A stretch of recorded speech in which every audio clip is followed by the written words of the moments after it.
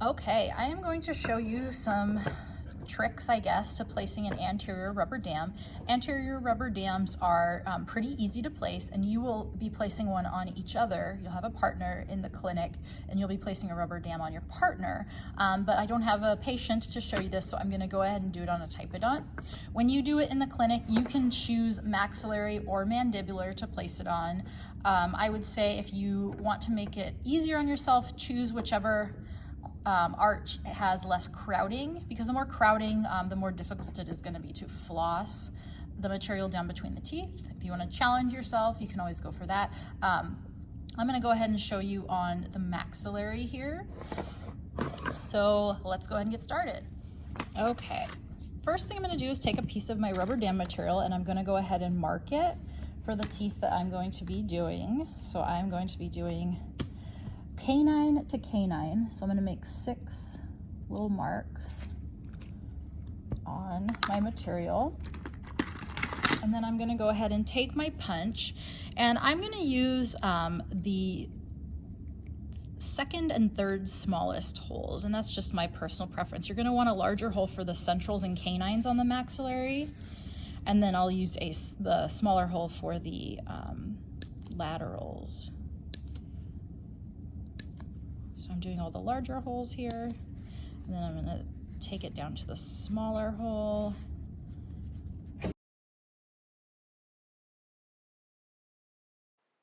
Now let's go ahead and place the rubber dam. So I like to start by trying to get the rubber dam material centered at the midline and get that midline septum of material down into place. Sometimes that works, sometimes it doesn't, but you want to find a spot that you can really anchor it to the teeth to start. So I think between this lateral and central might be a better option. So I'm going to go ahead and get my floss, and I'm going to try to floss that area down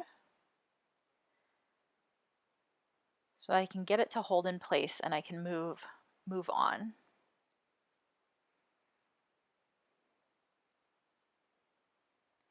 Now you'll notice that I don't have the frame on yet. That's an optional thing you can do. You can get the frame on once you get it anchored down somehow. But for me, sometimes I just like to work with the material as is, and you'll find what works better for you. And so you'll notice that wherever I started, I'm working my way from basically the midline out towards one canine, and then I'll work my way to the other side. And I try to really make sure that each septum is anchored down before I move on. You'll notice that I fold the floss over on itself to help get the material down.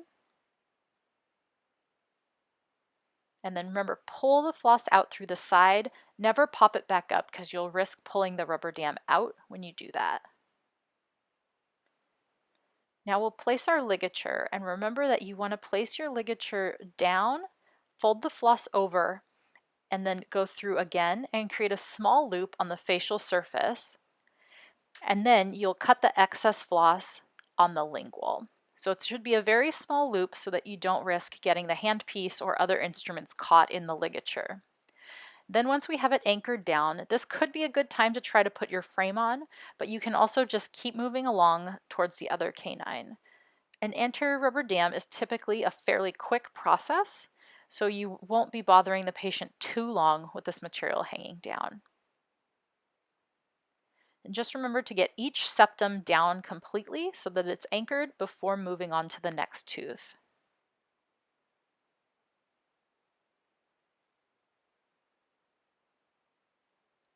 And once we get to that other end and our material is down, we're going to place another ligature on that end of that canine and trim it. So we have our 2 small ligatures. And if we haven't already put our frame on, we'll put our frame on now and stretch it out to create a nice tight surface.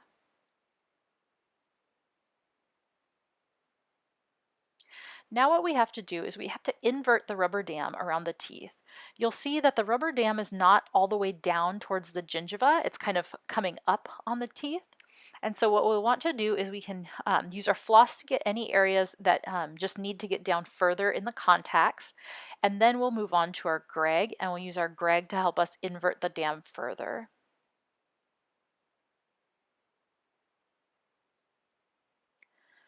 So now you'll notice that I take the Greg and I kind of push down and over underneath the rubber dam, and this helps it to go down towards the gum lines and kind of invert underneath of itself.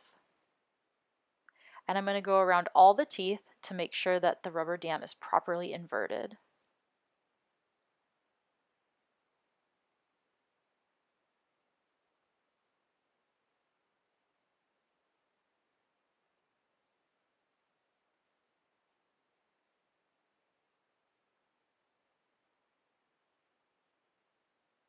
And we'll do the same thing on the facial surface.